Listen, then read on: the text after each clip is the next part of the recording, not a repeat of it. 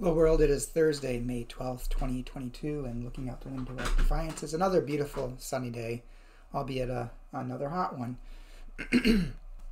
which I think we're going to see at least through Sunday before we get back to normal mid-May temperatures. The devotion for today is entitled But God, written by Anthony Robinson. Anthony bases the devotion upon Acts chapter 2, verse 24, New Revised Standard Version. But God raised him up, having freed him from death, because it was impossible for him to be held by its power. And Tony writes, we sometimes overuse the little word, but. We say something nice to our spouse or partner as a prelude to, but dear. Or we express appreciation for something said by a speaker while our words are a build-up to our but. We discard a good idea saying, but I can't do that. We scatter our little negations like weed seed. Here, however, it's not our word of negation. It's not our but. It's God's. Here in Acts, Peter has told the story of Jesus. He repeated all the sad words of the story. Betrayed, handed over, crucified, and killed. Each word a nail in the coffin. The world had done its best. But that wasn't the end of the story. Peter went on, but God has the last word, and that word is life. That word is resurrection. But God raised him up, having freed him from death, because it was impossible for him to be held by its power.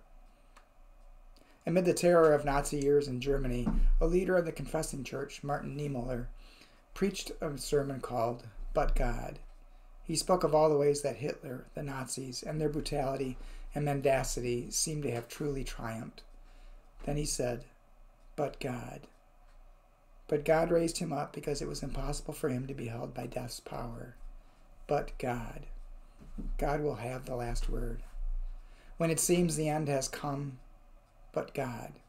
When you see no way forward or out, but God.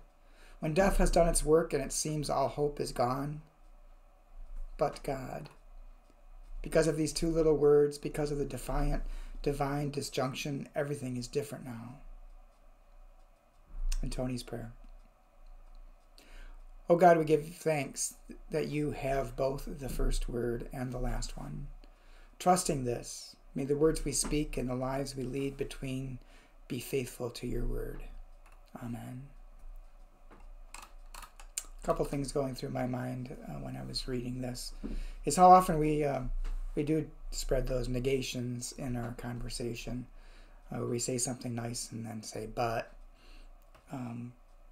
It reminded me of a story of when I first came to Jefferson and was meeting with the local ministerial association. Primarily the people who go to that are not the mainline pastors, but a lot of the other more evangelical type pastors. And one time when I wasn't there, couldn't make it, one of the other pastors,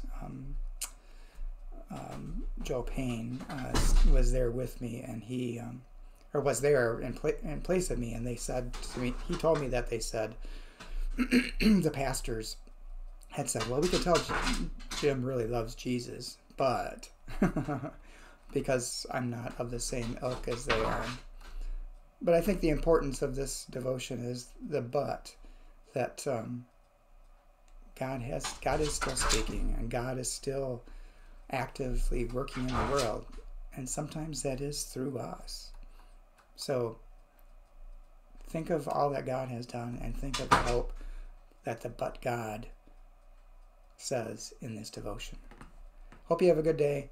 I got a lot of stuff going on this weekend, so I doubt I'll get to a devotion. So I hope you can join us on Sunday, 10:15 or so. Music starts, 10:30. Worship begins. Hope you have a good day.